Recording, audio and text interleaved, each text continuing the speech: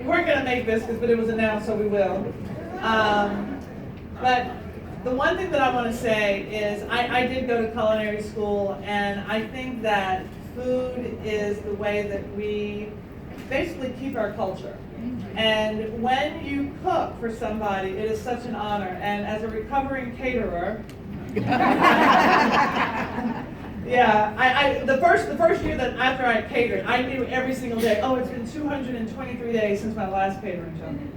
I mean, that's how it was. Like, hey, Carla, keep coming back. I mean, I'm seriously a recovering caterer. Anyway, it is such an honor to cook for people, because when you eat the food that somebody makes for you, you ingest it and you become a part of that food. And I take that so seriously, and it is such an honor. And to be here at this incredible building where they have things that I did not have at my culinary school, and in terms of the technology, in terms of where food is going, technology is everywhere. And what is so special about the students who are coming through these doors with the state-of-the-art equipment, they are ready for the combination ovens that are in the restaurants now. And with some of the other chefs who didn't have this opportunity, they don't know how to use them. And so they have these amazing, it's just like having, anybody quilts in here? Okay, I don't quilt, but you one person, two people. Okay, you know how they have those beautiful sewing machines that can do all of this stuff? It's like having a sewing machine that does all of this beautiful quilting and only doing the straight stitch. And so when you have this combination oven and you have all of this amazing equipment, but you don't know how to use it, and so the students that come out of here are going to know how to use that equipment, and with the meat fabrication and wine and all of that. So I'm super excited about them. I'm super excited for them. One of the things that I will say, people say, what would you tell yourself? And I wish I had remembered to tell the students. I judge a lot of competitions, and I enjoy judging now because I went through that process on Top Chef. And the one thing that I always say to people who are doing competition shows, and a lot of times they want to wow you with all of this pizzazz, my thing is, does it taste good? Yeah. Right? They're so worried about being innovative that they forget about taste. And taste is 75%. If you get 75% of the taste, innovation will come. And so taste your food, know the techniques, and know how to season. Even at home for you all. A lot of times people watch these cooking shows, they watch Chopped, they watch Top Chef, and everything. They're like, oh, Carla, your food is so simple, and blah, blah, blah, blah, blah. And my thing is, you want to do all this stuff, but can you roast a chicken? Right? Can you scramble some softly beautiful scrambled eggs? Right? When you take a pan, and I'm going to tell you, I'm going to walk you all through an omelet. I'm not going to touch a pan, I'm not going to touch fire, and I'm going to walk you through an omelet. All right? You take 3 eggs, you crack them. I can do this miming, but I actually cannot do it in real life, so I'm going to take that opportunity to do that. Okay, my 3rd egg, you're going to crack those eggs.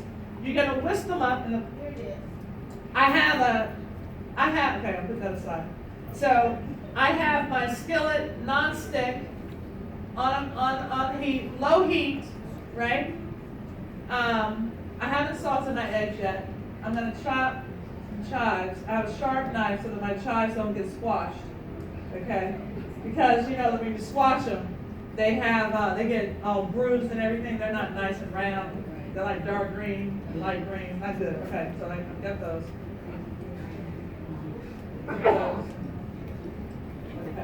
Okay, so here's my bowl. I'm mixing that up. I haven't added salt yet. I haven't added pepper. So I have this bowl of my eggs.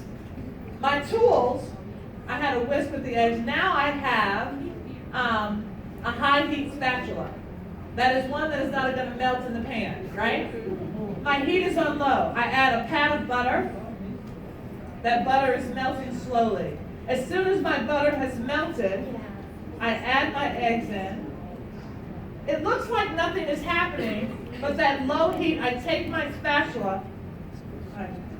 My handle is over there. I need it right here. And I keep scraping around. I keep moving those eggs, and I'm looking at them, and they're loose. And I want you to know that an omelet, it's scrambled eggs until it becomes an omelet. All right? You see me moving the eggs? Those omelet stations where you go and they leave those eggs until the eggs get brown and fried? Oh. That's all I'm going to say. Okay. Anyway, okay. So, oh shoot, I was talking and stopped moving my eggs. Okay. So now my eggs are starting to set up. I take my salt, which is actually the kosher salt that's sitting on the side of the stove. I sprinkle it in.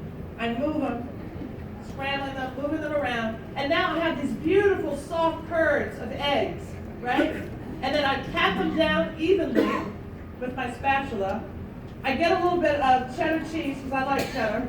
If you want to add some meat, but you know what? An omelet is not a pizza. You don't need to have a bunch of stuff in there, okay? You can have the meat on the side, or you can put a little bit inside, but you just want those beautiful curds. Sometimes you want to do a little goat cheese, a little cheddar cheese, whatever. I'm not going to food shame, whatever you want to put it in, but if it's too big, it doesn't fall right. Okay, whatever. Gotta get back to my omelet. Okay, so my cheese. So now, I'm holding the handle like this.